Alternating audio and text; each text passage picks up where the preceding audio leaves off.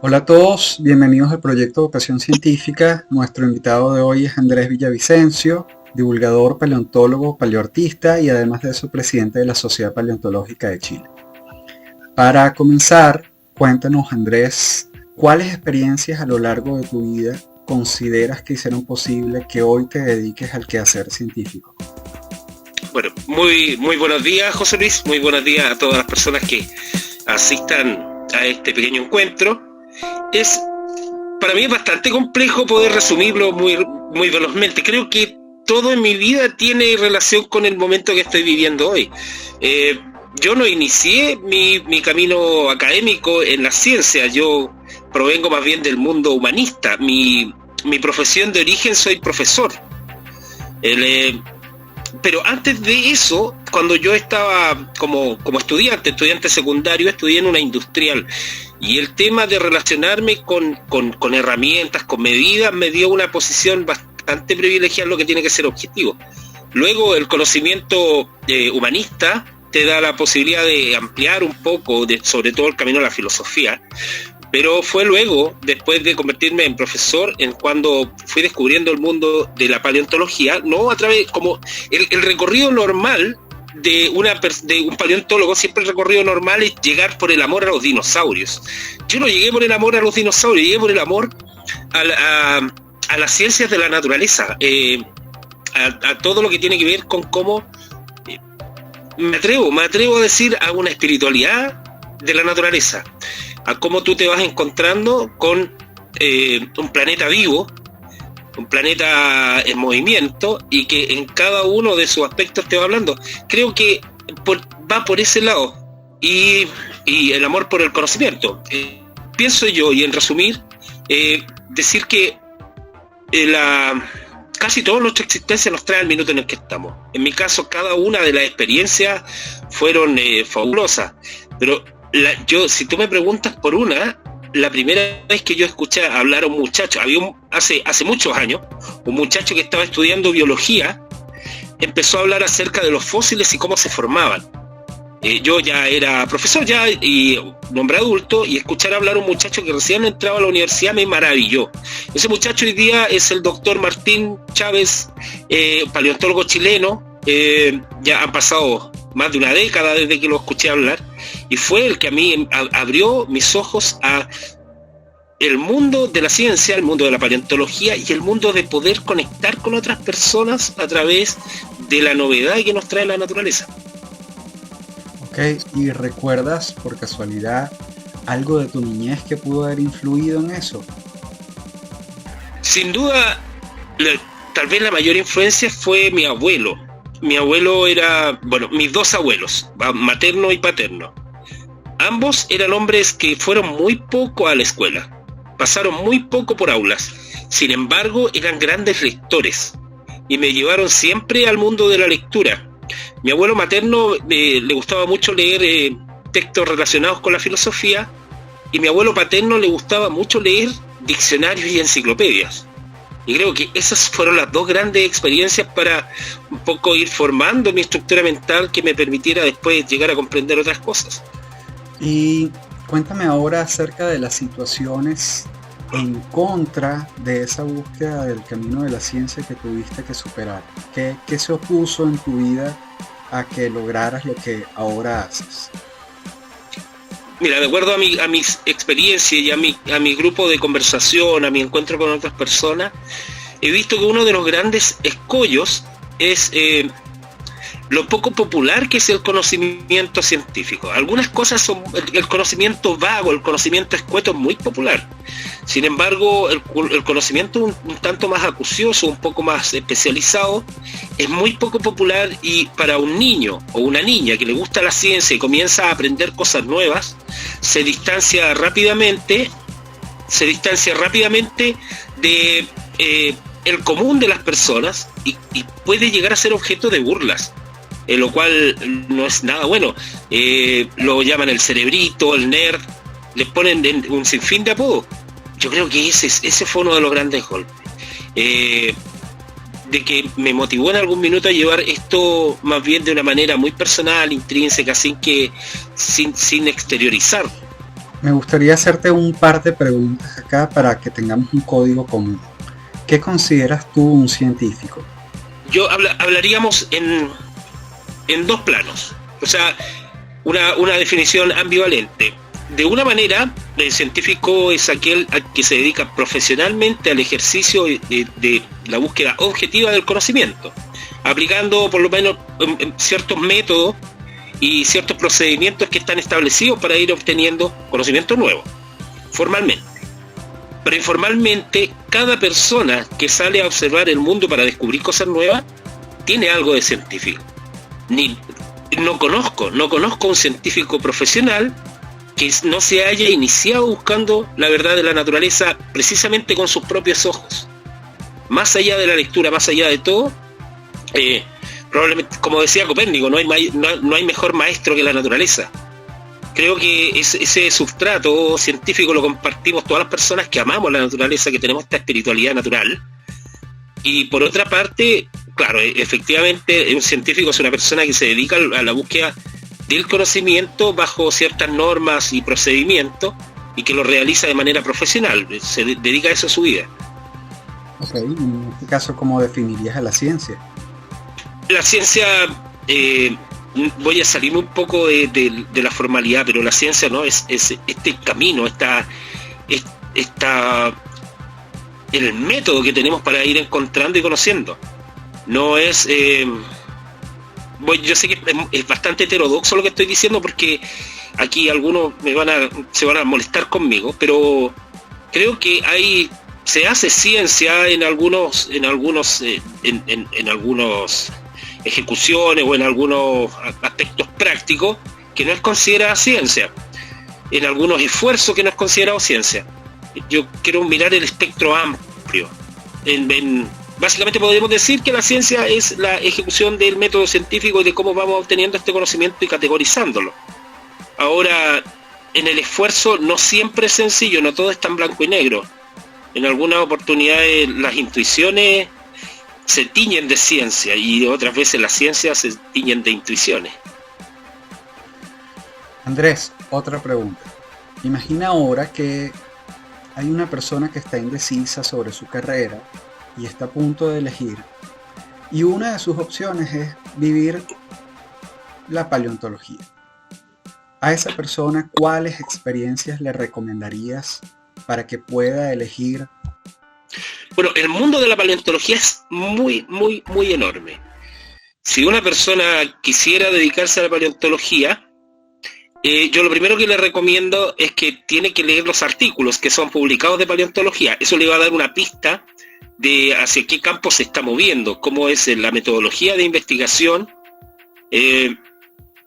y tal vez lo último que le recomendaría es que vaya a un yacimiento fosilífero, que es como lo que más encanta, pero en realidad no es donde se produce el mayor impacto. El mayor impacto, si tiene la oportunidad, es visitar un laboratorio de paleontología, no la excavación. El lugar de excavación es un lugar muy romántico, de mucho inicio y muchas cosas lindas, pero el lugar donde las cosas suceden es en el laboratorio, en el lugar donde se producen los análisis, las mediciones. Mira, hay un paleontólogo uruguayo que se llama Richard Fariña, y él una vez me contaba que cuando él quiso ser paleontólogo, una de las razones fue porque no le gustaban las matemáticas. Y luego, cuando llegó al mundo de la paleontología, se dio cuenta de la cantidad de tablas y la cantidad de cálculos que era necesario, y dijo, bueno, me van a tener que empezar a gustar. Así que no guiarse por eso. Y la paleontología necesita hoy día de un aporte multidisciplinario gigantesco. Si a alguien le gusta, voy a poner un ejemplo, si a alguien le gusta la veterinaria, puede llegar a la paleontología a través de la veterinaria. Necesitamos, por ejemplo, un paleopatólogo, y un paleopatólogo es un médico que está mirando las patologías que existieron en épocas pretéritas, y eso un veterinario lo puede hacer de manera fabulosa. Puede tener una carrera base, asociar algunas carreras.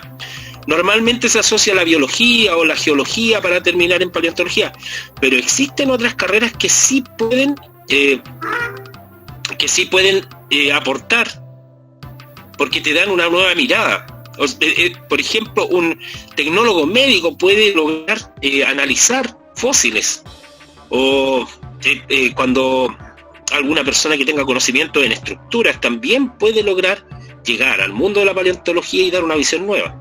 Entonces, si alguien está en este minuto diciendo me gustaría llegar a la paleontología, yo lo invito a que la experiencia que debe tener primero son la lectura, porque eso va a ser totalmente necesario durante toda la carrera. Nadie puede ser paleontólogo si no está leyendo las últimas publicaciones. Segundo, preguntarse qué le gustaría aportar, desde qué perspectiva, cuál es su mirada, buscando miradas novedosas. No pensando en, voy a ir a desenterrar dinosaurios, sino que pensando, hoy día la paleontología está mucho más allá de desenterrar dinosaurios.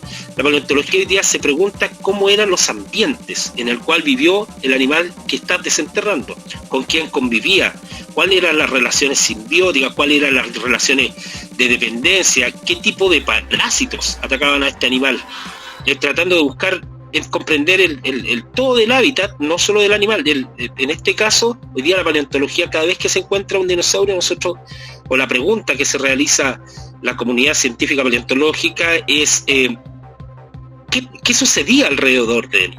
¿Cómo llegó hace un par de semanas fue presentado un dinosaurio en la Patagonia, Jacapil? Y Jacapil es un dinosaurio que no es un anquilosaurio, tampoco es un estegosaurio, está como justo en medio, pero vive mucho tiempo después del cual pensábamos habían vivido. Es decir, es toda una rama sobreviviente que aparece en la Patagonia, y inmediatamente la pregunta es ¿de dónde salió? ¿Cuáles son sus ancestros? ¿Cómo logró sobrevivir? ¿Cuál fue el nicho patagónico que contuvo a este grupo de dinosaurios para hacer que no cambiaran durante millones de años? ¿Cómo logró esa estabilidad para ser tan similar a los ancestros de anquilosaurios y de estegosaurios? Entonces, no quise extenderme mucho ni confundir a nadie. Yo lo que les recomiendo es que si van a entrar a una carrera, que tienen que leer mucho, tienen que hacerse asiduos de la lectura, practicar mucho el inglés y además tratar de observar lo que sucede en los laboratorios. Ahí es donde la magia de la paleontología está sucediendo los días de hoy. Andrés, nombraste la lectura como un valor importante que podría llevar a la vocación científica. ¿Cuáles otros valores consideras que podrían ser relevantes, sobre todo desde una mirada introspectiva? ¿Qué de Andrés permitió que eso ocurriera? Yo creo que, bueno, la lectura, por supuesto, siempre se va a hablar acerca de la acuciosidad, la objetividad, la entrega, el compromiso, la veracidad, pero hay algo que a mí, personalmente, creo que es un gran desafío, y es la renuncia. ¿Renuncia a qué? A que lo que yo hoy día sé y aquello en lo cual me considero medianamente experto, mañana puede cambiar y tengo que partir de nuevo. Eso es algo que desde mi perspectiva, desde mi posición personal, comenzó siendo muy difícil y creo que todavía lo es.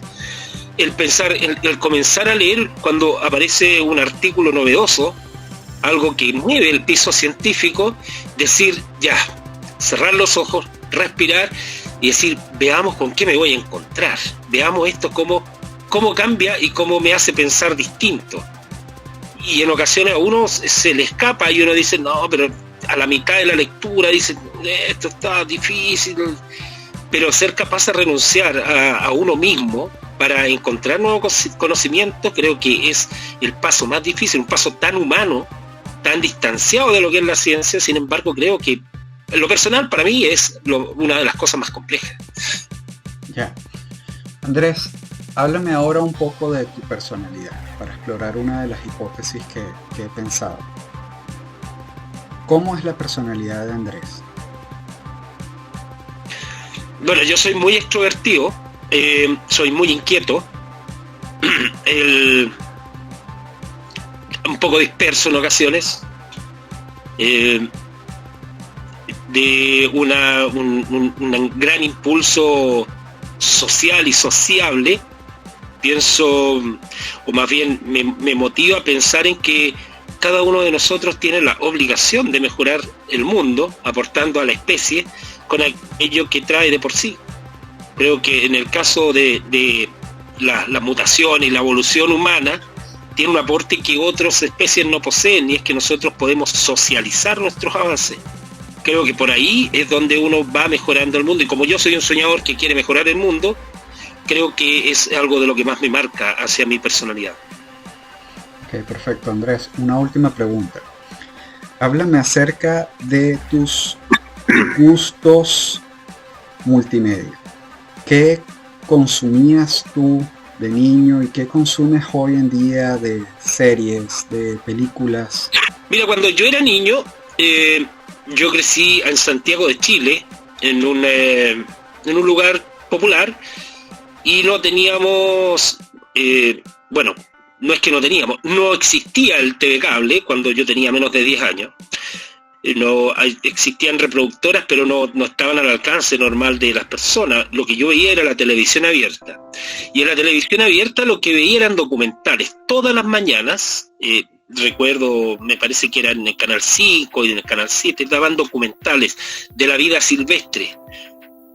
Partían muy temprano, sobre todo los fines de semana. Partían a las 8 de la mañana hasta las 9:30, algo así. Así que yo me levantaba especialmente a ver esos documentales, que me encantaba aprender cómo era la vida de las hormigas, cómo habitaban los animales en África. Eso partió hasta cuando ya comenzó el acceso un poco más formal a las lecturas. Y en el tema de las lecturas, como te comentaba, con mi abuelo me leía cuánto diccionario enciclopédico y esas cosas. Recuerdo mi papá me comenzó a comprar enciclopedia, una de las que me encantó fue una enciclopedia Salvat que se llamaba Monitor, venía ilustrada y tenía absolutamente de todos los temas, y uno podía tomar la lectura. Ahora, esto se pega un salto porque después uno entra al colegio y ya tiene la obligación de ir estudiando ciertos temas, pero una vez que ya salgo del colegio, llega la secundaria y un poco más, comienza el tema en el cual uno puede elegir, y ahí entró en mi cabeza el mundo de la fantasía. El mundo, yo soy de la época del Festival de los Robots, de Capitán Futuro, de esto de cuando el ser humano, o más bien los niños, comenzamos a consumir el hecho de viajar al espacio. Un poco más de cultura, un poco más de conocimiento con otros amigos, llegué a Star Trek, Star Wars. Doctor Who lo conozco, pero no es tanto lo mío. Tal vez no sigue mucho las reglas y eso es como que me golpea un poco. Y luego, después de Jurassic Park, se abre el mundo cuando aparece caminando con dinosaurios, caminando con bestias. Todos los documentales de la BBC para mí fueron fabulosos. Yo hasta el día Prehistoric Planet me lo comí, ¿no? Prefiero hoy día en temas documentales todo lo que tiene que ver con un poco más serio la BBC, y seguir soñando todavía con la estrella en todo lo que siga apareciendo con Star Trek, Star Wars y el mundo que de ahí se desprende, los superhéroes. Ese es mi consumo normal. Marvel, DC, el mundo de los cómics también.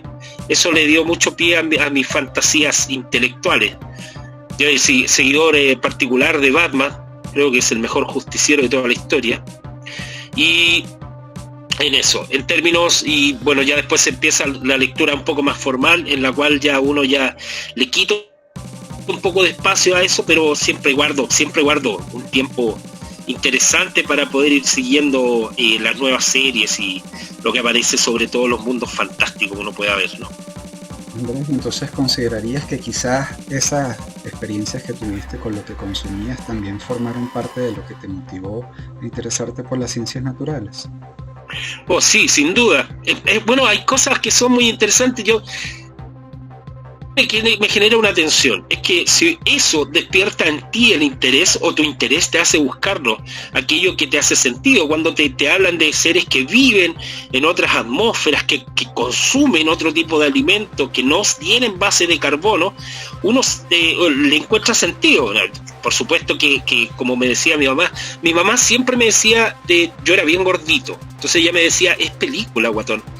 Porque yo de verdad después me quedaba pensando y le decía, mamá, yo creo que en realidad pueden haber animales que metabolicen metano, o sea, podría existir.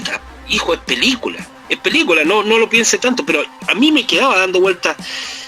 Ahora tengo un hijo de 9 años con el cual compartimos muchas de esas aficiones, vemos muchas de esas cosas, leemos algunos libros, visitamos lugares, Y creo que es sumamente importante, en el caso de nuestros niños, compartirles esa visión y que no tengan temor de ellos de quedarse pensando si una serie puede ser real o no. De frentón, Jurassic Park, Jurassic World, es falso. No puede suceder. No podemos clonar desde un mosquito y sacar dinosaurios, no se puede. Pero yo las veo con gusto, porque es película. Ay, mi mamá me enseñó que era película. Pero en otros lugares uno tiene la oportunidad de poder conversar acerca de lo que está sucediendo en la pantalla, sea una película, o lo que está pasando en un cómic, o lo que pasa en un libro, lo que vemos en cualquier lugar, y podemos llegar a conversarlo y generar el diálogo. Creo que tal vez sin inculcarme la ciencia, lo que hicieron mis abuelos fue generar un diálogo que me permitió expresarme, y creo que eso sí que fue importante, poder que yo pudiera manifestar esto pienso yo, esto creo yo, y que ellos me preguntaran ¿cómo lo resuelves? O ¿por qué piensas que es así? Creo que eso fue lo máximo, ¿no? Digamos, llegar a la ciencia es muy difícil si uno no se acompaña de alguien. Algunos logran gran compañía en algunos autores que ya no existen, o autores lejanos a través de libros, pero si uno encuentra parte cercana, creo que esto se vuelve un alivio cada vez descubrir cosas nuevas, o buscar cosas nuevas, investigar cosas nuevas, llegar a conclusiones nuevas, se vuelve cada vez un alivio y jamás una carga. Perfecto, Andrés, muchas gracias. Quiero agregar una última pregunta, porque por lo que dijiste ahora me acordé de un paper sobre la vocación eclesiástica. En un momento asomaste la posibilidad de que el interés precede a todo eso, y ellos hablan de un llamado, que ellos sienten un llamado a eso. ¿Tú crees que en tu caso haya surgido un llamado por la ciencia desde pequeño que no llegaste a desarrollar hasta que tuviste la oportunidad siendo educador? Oye, José Luis, algo muy curioso. Yo estuve 4 años en formación religiosa para ser sacerdote. ¿Ya? Bueno, en ese tiempo tampoco escuché el llamado. Yo simplemente, no estoy negando que exista, pero yo no siento que exista ese llamado. O si uno dice, el interés que despierta, lo sentí despertar dentro de mí, y eso me motivaba. Puede que alguien le llame a eso un llamado. Yo le digo interés. Tenía un interés dentro mío que necesitaba saciar, que es como, no sé, por ejemplo, leí la noticia de en 2 días van a presentar dinosaurio en Argentina, hace más de un mes, y no pude parar de buscar, preguntar, hasta me faltaban 2 días para que lo presentaran oficialmente el paper, pero yo quería saber cómo se llamaba. Era Meraxes gigas, un dinosaurio, un carnívoro grande de 11 metros, de 3 metros y medio de alto, 4 toneladas, pero yo esa me sentaba y pero ¿cómo se llamará? Entonces llamé a un amigo, llamé a otro, hasta que averigüé y esperé a que saliera el paper. Eso creo que por ahí va esa inquietud de no esperar, uno lo quiere, y entiendo, aunque no comparto, pero entiendo por qué hay personas que hacen 2 días fila de afuera de una librería para comprar un libro. ¿Te acuerdas del tiempo de Harry Potter? Yo lo entendía, no lo habría hecho jamás, pero lo entendía, porque a mí me pasa en otro ámbito de la vida, y creo que si a una persona siente la necesidad de aprender algo o de hablar de algo, es porque su vocación, voy a ponerlo en los mismos términos que lo hiciste tú, José Luis, porque su vocación se está manifestando, porque ahí hay una llamada. Cuando tú no puedes dejar de hablar de un tema, es porque ese tema que tiene que transformarse en tu vida. Ya, perfecto. Entonces, Andrés, muchas gracias por tu participación, y para dar fin a la entrevista, bueno, esperamos que a todos les haya gustado, que el contenido sea de utilidad, y hasta una próxima oportunidad. Muchísimas gracias, José Luis, por la oportunidad de poder conversar, por la oportunidad de poder intercambiar ideas con otras personas. Y bueno, si alguien está interesado, le gustaría hacer alguna pregunta o contactarse, te lo dejo en tus manos para que le den mi contacto, cero problema. Y nos pueden buscar en la Sociedad Paleontológica de Chile. Estamos en Instagram. Yo no manejo el Instagram, tampoco las redes de Facebook, pero si ustedes le hablan, ahí siempre hay alguien que les va a responder. Y si necesita conversar conmigo, también van a estar ahí mediándolo. Así que muchas gracias, José Luis, les deseo mucha suerte y aquí estamos a su servicio.